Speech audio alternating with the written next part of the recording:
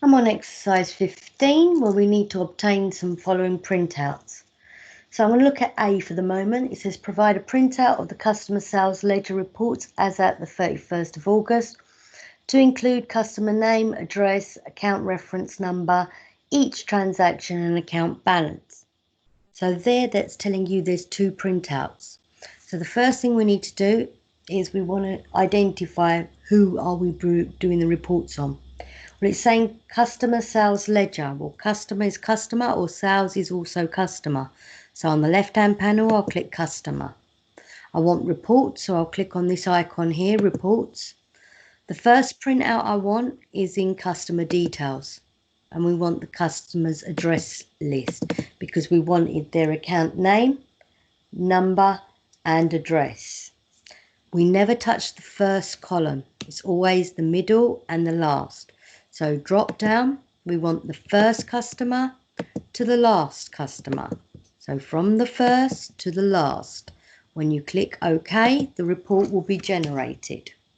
Here you're seeing the account number, the customer's name and their address for all your customers. You will need to save it, so we're going to click on Export. And we're going to call this Customer Address List.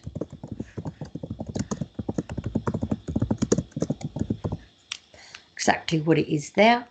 In your exam, they'll tell you what to save it as. But for the moment, we're learning, so just call it what the report is. When you're done, close it down as we need the second report. The second report is in customer activity. We need customer activity detailed, so double click there. Again, we never touch the first column. We only want the first line, first customer, to the last customer.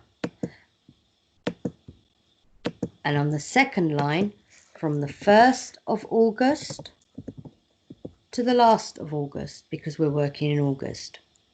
When you click OK, here comes your report, which shows you the 1st of August to the last of August, the account number, the name. The fourth transaction that we keyed was a SI, sales invoice, on the 12th of August. They bought some sales metal. It's still outstanding, that's why it's a debit. Our 16th transaction was a SC, sales credit note, which was done on the 18th of August. They returned some sales metals, and this is why it's important to write return damaged or faulty on a credit note so you know it's been returned. As it's been returned, it's a credit because they haven't paid us, it reduces the invoice. Therefore, the outstanding amount is 694.66, and you can see the transactions continue for all your other customers. So we want to export this into our folder, making sure it's in the same folder as everything else, and we're going to call it Customer Activity.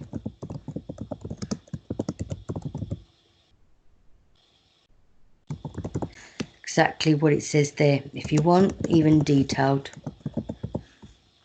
And save. And that's our reports for the question A.